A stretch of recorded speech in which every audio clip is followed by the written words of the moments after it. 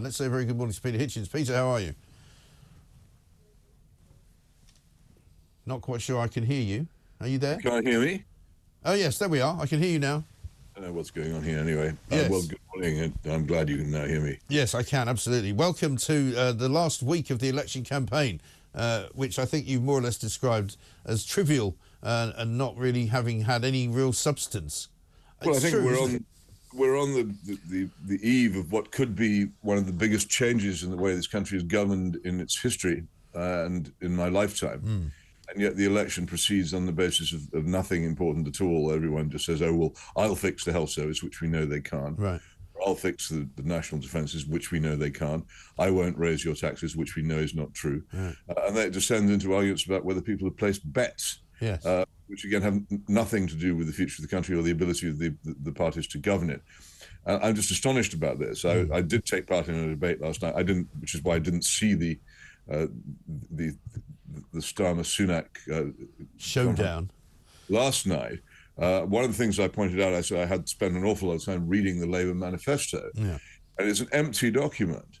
It's full of slogans and repetition, but it contains absolutely nothing that's specific at all, with almost nothing. There's a tiny, very interesting hint about spreading the impact of the Equality Act into economic matters, which I think will, if implemented, unleash a huge amount of egalitarianism. There's equality of outcome rather than equality of opportunity on the country, which is undiscussed. The only other specific promise in it that I could find was that they said that they would make Britain the best country in the world for football fans. But in general, well, they're not doing a very good job of that so far. Well, indeed, that too. But they haven't. They are, of course, they would say they're not in office yet. But it is a ludicrous thing to have in a manifesto for government. But I just, at the debate last night, the unheard debate in which I took part, I described the Labour manifesto as being like a bikini, and people gasped slightly. And I then explained what I meant, that what it conceals is more important and interesting than what it reveals. Yeah. That is the nature of the document. It doesn't tell you anything about how they're going to govern. And yet, despite this, we're told by the polls, which I continue to be extremely doubtful about, we're told by the polls that people have just decided they're going to vote Labour either directly or indirectly anyway. Yes. And to put in office a government whose nature they simply don't know. If that's the case, of course, the country has more or less gone mad and will deserve very much what happens. If it's not the case, then we could have some interesting surprises in the final days. It is interesting, isn't it? And I've read a lot of accounts of and heard a lot of excerpts from the clash last night. It is interesting that, in fact, and I'm no partisan of either man, but that in a straightforward up-and-down fight on live television, Rishi Sunak, at the very least, held his own against Keir Starmer, and in most people's estimation did so. Does this kind of thing make no impact at all? And the real problem, it seems to me, with all these people either voting Labour or voting Reform, which means voting Labour, is that Keir Starmer's actual performance as a campaigner and his presence as a person are so completely uninspiring. Yeah. How is it that a party led by such a person should be doing so well? I don't really understand it. And this is why I keep saying, are these polls right? I said long ago, and I've been slightly misrepresented on this, but fundamentally it's true. The polls are a means of influencing voters rather than measuring public opinion. And that is what they are. The way they're portrayed is extraordinary. And the way they have been portrayed by an awful lot of people over the past few weeks has been to stampede the population into voting Labour. I say to everybody, are you an individual capable of thought and decision, or are you some kind of flock animal bleating around and looking over your shoulder to see what everybody else is doing before you do it? Right. Surely people should be ashamed to be the kind of person who looks at what everybody else is doing before they decide what to do.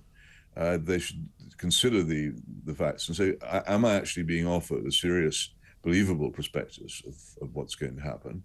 And am I going to vote for this? And then last night, it was made quite plain by the reform participant in the debate that he admitted, and this is a pollster, he admitted that Reform couldn't conceivably win any substantial number of seats in the election. The whole purpose that Reform has in this election is to destroy. But it's all very well destroying the only opposition to Labour which exists, but can you then build a new one? The real danger, if there is a stampede to Reform and away from the Conservative Party, is that you get an election in which, and this is a very interesting fact about the election, which serious pollsters will tell you if you ask them, you could get a position in which Labour were the huge majority government, and the official opposition was the Liberal Democrats. Yeah. And Yeah, just a lot of imagine, people are starting to say imagine that a now. country in which that was the so-called Overton window, in which disagreements between Liberal Democrats and Labour were the only things you were actually allowed to discuss. Yeah. And in fact, those are interesting sort of dilemmas as well, because it turns out that in a lot of seats around the country, Liberals and the Labour Party are not going at each other. They've got a sort of unheard of. It's a sort of an unspoken peace pact that they've got between them. Oh, in fact, people who in years past have been expelled for urging people to consider voting Liberal Democrat, Labour people, are of course not being disciplined now. There's no doubt that Labour are hoping very much that this will happen.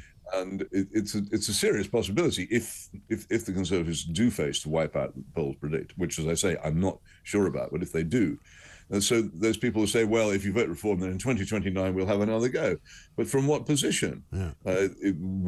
Perhaps one or two members of Parliament in a Parliament of 650, who will hear their voices? What will be the basis of their great comeback in 2029 against a country by then entirely dominated by a very powerful left, so cynical and unscrupulous that we know that they're prepared to give votes to 16-year-olds. And utterly indefensible. Well, if you see the latest thing on that is the latest on that is that not only do they want to give the vote to 16-year-olds, but they want to make voting automatic, so you won't actually have to register to vote any longer. You will simply be entitled to vote if you exist. Well, all kinds of things are obviously on the way, including probably online voting, which will come. And the other thing, which Keir Starmer has said, he's now pulled back from it, but he's quite capable of thinking it again. Is of giving the vote to EU citizens living in this country. Do you think that if Labour think they're in any serious danger of losing the 2029 election, that people who are unscrupulous enough to give votes to 16-year-olds are not unscrupulous enough to give votes to EU citizens? Yeah, no, absolutely right. Let's just have a quick look at one of the clips. There's a couple of clips I'm going to play. This is Rishi Sunak and Keir Starmer last night clashing over immigration. Because they're not being processed, they cannot be returned to where they came from. Can they, Prime Minister? If he wants to correct that, now's his chance to do it. They cannot be returned. Well, do you know where these people come from? No, he's not answering the question. Do you know where they come from? Iran, you can see. Syria, Afghanistan. So when Keir Starmer says he's going to return people, is he going to sit down? Are you going to sit down with the Iranian ayatollahs? Are you going to try and do a deal with the Taliban? It's completely nonsensical what you are saying, right? You are taking people for fools, right? I think that these people should not stay in our country. They will be on planes to Rwanda. That's what I will do with them. You still can't answer the question. What will you do with them? There is a sense, is there not, of sort of two bald men fighting over a comb? Well, up to a point, yes. Though I've softened on I originally derided the Rwanda scheme, and now I no longer do so because of the very interesting evidence from Ireland. That migrants are actually worried that they may well be deported to Rwanda and heading for Ireland to avoid it, which suggests that maybe it's working after all. And I'm not as dismissive of it as I was. What is for certain is this, that anybody who doesn't like mass immigration, either legal or illegal, and votes Labour is completely off his chump. Yeah, right. Because you'll get more of both of them, and it's that people say, well, I don't like the Tories, so I'm going to vote Labour. This is like somebody who has a masochist partner and doesn't like all these whips and chains and handcuffs lying around the house and what goes on, chucks out the masochist partner and moves in with a sadist. Yes, I know, it is bizarre. Imagine that any of these things are going to get better under a Starmer government than they are under a Tory government. I'm not asking people to vote Conservative because they're Conservative. I'm asking people to vote not Labour.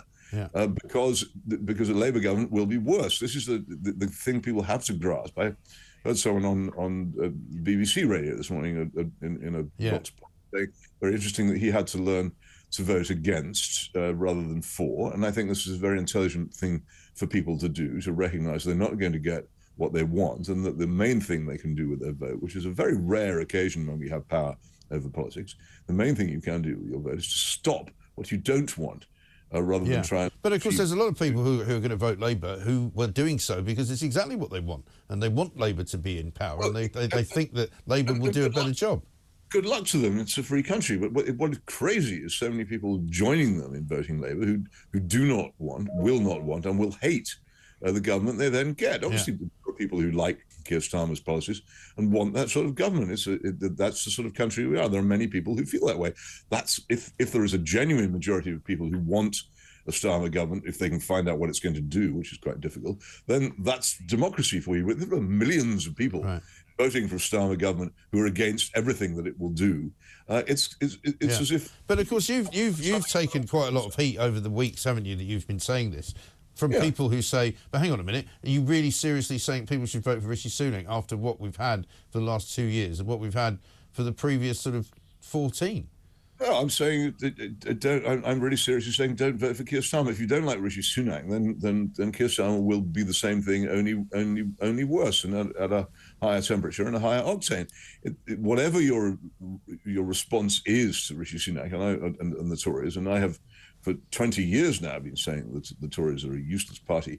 What is absolutely for certain is that the Labour government which we now face, even on the basis of what it has told us, particularly the constitutional reform and the obvious plans to heavily tax anyone with savings, which are just round the corner. Even what we do know about Labour, for any conservative-minded person to think that it's safe to put Keir Starmer in Downing Street for at least 5 years is start staring crazy. There is no rational explanation for putting into government somebody who will do things which will damage you and which you will hate. It's an absurdity. And the other point I keep making, the election has not yet happened. The opinion polls have not decided the result. The result is still in the hands of millions of people who have not yet cast their votes. There's still time to recover your mental health and stop engaging in this crazy project of punishing yourself by allegedly punishing the Tories. I keep saying you won't punish the Tories if you chuck them out. They'll all go off and spend more time with their money. They're not bothered. A lot of them are anxious. A lot of them are anxious to go and spend more time with their money. A far greater punishment would be to force them to stay behind and clear up the mess they've made. Yes, indeed. Peter, good to talk to you. Thank you very much indeed.